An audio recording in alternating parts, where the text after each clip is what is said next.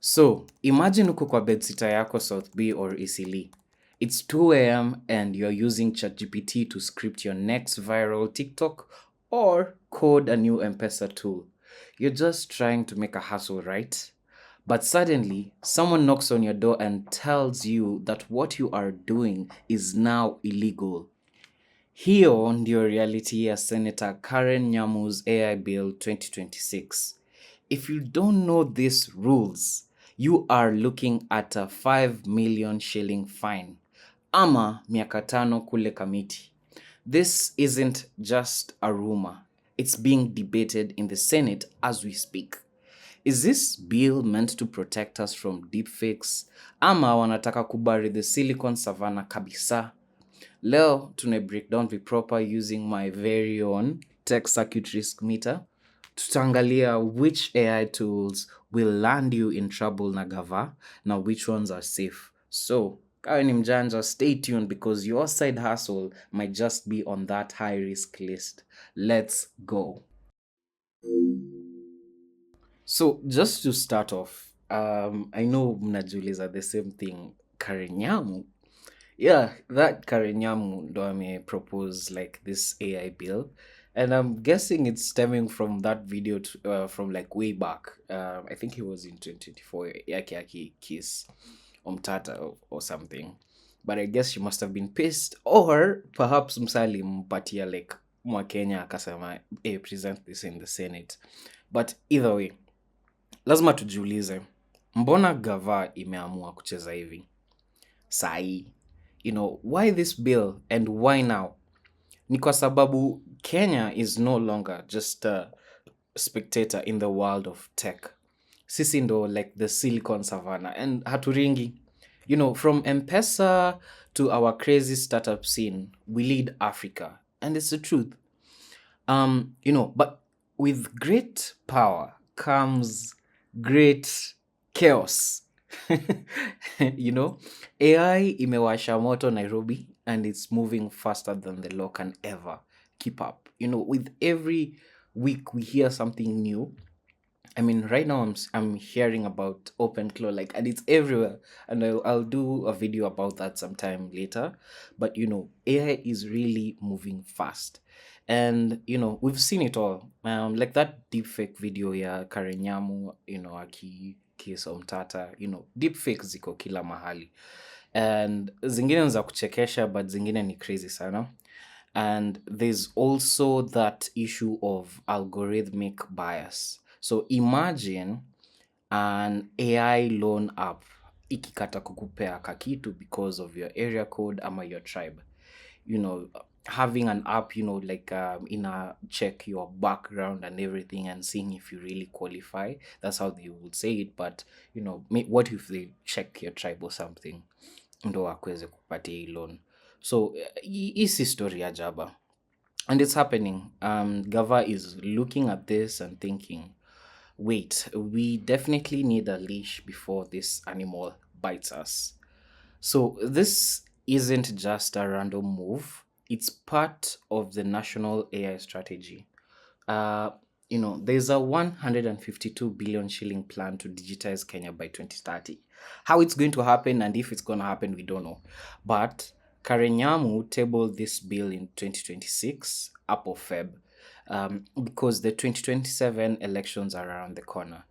From my previous channel, I talked about how AI could influence elections in 2027, and it's crazy. I'd advise you to go check that out. I'll link it down below or just post up something here so that you can click and go check it out.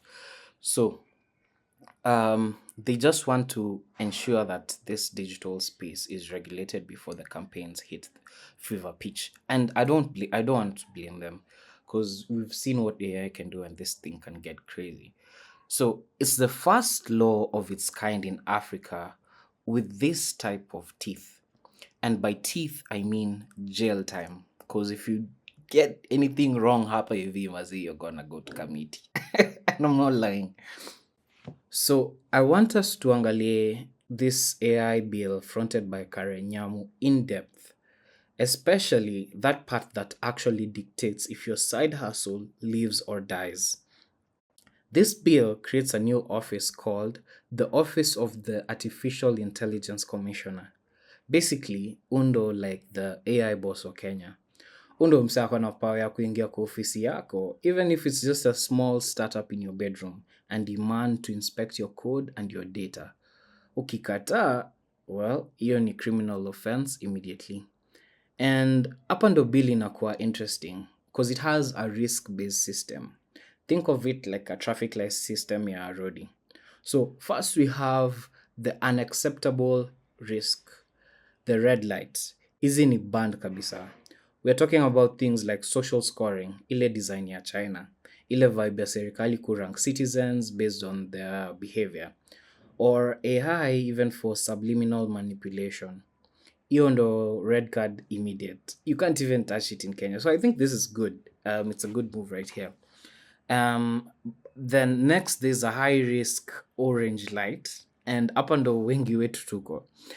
If you're building AI for credit scoring systems, or the tools that decide like who gets an M-Pesa loan, or AI for hiring for wase wa HR, or even biometric recognition, you need government approval first. Lazima uregister na commissioner and get a green light kabla launch anything to the public. And this means that your move fast and break things vibe inakuwa slowed down by bureaucracy ya gava and its risk assessments. And for me, some of these things as go like not really necessary, but either way, we move on. And finally, there's this low risk light, the green light. And hapa ndo vitu kama spam filters za email ama basic computer care chatbots. Hizi ziko safe and you don't need much permission to operate. But kuna mtego. If you operate a high risk system without approval, or you ignore the safety standards, the penalty ni noma. We're talking about a 5 million shilling fine, ama 2 to 3 years kule kamiti. Directors and companies can both be held liable. So you can't just hide behind a business name. And pia sheria za deepfakes zimekuwa tight. You can't use someone's voice or image for AI generation without clear, documented consent, na lazima uweke records za kila kitu for at least 5 years. So basically, we're being policed. And this is the part I disagree with the most because of creativity. Like they're trying to stifle like creativity, I would say. So the AI bill has split the tech community right down the middle. On one side, you have supporters who say, lazima tulinde watu wetu. Wanasema, we can't have AI loan apps rejecting people because of their postcode ama tribe. They want to stop the chaos of the deepfakes before the 2027 elections hit. To them, this bill is a shield. It's about digital sovereignty. Wanasema we can't just let foreign tech companies run wild with Kenyan data without any rules. It sounds fair, right? Protecting the hustle and the peace. But then kuna the other side, the critics, and they are roasting this bill properly. Wanasema we are writing a law for a country we are not yet. Think about it. Our startups are still struggling with high electricity costs and taxes. Alafu sasa unaongeza red tape ya commissioner. If every high risk tool needs months of waiting and expensive risk assessments, just to launch, side hustles will die before they even start. Devs on X and even on Reddit already are calling it the innovation killer. They're saying if Kenya makes it this hard to build, then they'll just have to relocate to Rwanda or Nigeria. Kuna pia the issue of power. Placing all this authority in the hands of one commissioner appointed by the president, wase wanafia, wase wanaogopa hii kitu, because this could lead to future abuse. If the commissioner doesn't like your political take or your specific tech, he can just pull the plug. So the big question is, are we protecting Kenyans ama tunafunga milango ya innovation before we even hit our peak? Nataka tuongele hii story ya hii AI bill ya Nyamu ya Senate and mbona inafaa kusumbua kichwa especially if you're 18 to 35 hapa Nairobi or even Kenya at large. Kama we ni content creator like a TikToker, listen to me very carefully. You know those AI voiceovers you use, ama those dance videos you create, ama ile AI tool unatumia kuedit thumbnails zako ndo zikae extra. Under this AI bill, your creativity could be a liability. Section 4 says you must label any synthetic content. If you post a deepfake, even for fun, ama satire, na ukose kulabel properly, you're suddenly in information integrity territory. Imagine unafanya tu content yako kawaida but suddenly you're facing criminal charges because of an AI tool that you used and it was labeled as misleading. 5 million shillings as a fine. Most of us don't have that lying around. Hiyo ni prison like direct. And also for the devs and freelancers, most of you are building apps for M-Pesa for fraud detection, job matching, amata, those small lending platforms for local circles. Under the new law, those are all high risk systems. Inamaanisha the move fast and break things era is dead. You can't just code and launch. Lazima uregister na huyo commissioner wa AI, upay fees na undergo risk assessments. This bureaucracy is what kills startups before they even see the light of day. So wase wanaogopa kuinnovate because who wants jail time over a bug in their code? Finally, think about the Gen Zs, the same ones who took to the streets in 2024 to demand a better future. Our digital space was our only free zone. But now, the government is creating a digital police force to monitor the tools we use to learn and to communicate. The question isn't just about regulation, it's about sovereignty. Are we protecting Kenyans ama tunaunda mazingira yenye ni ya big corporations wenye wanaweza afford to kubuild hizi AI things? Are we making the Silicon Savannah a members only club for the rich and connected? Because if a young dev in Eldoret can't launch his AI farming tool without fear of a 5 million shilling fine, then we've already lost the tech race before we even started.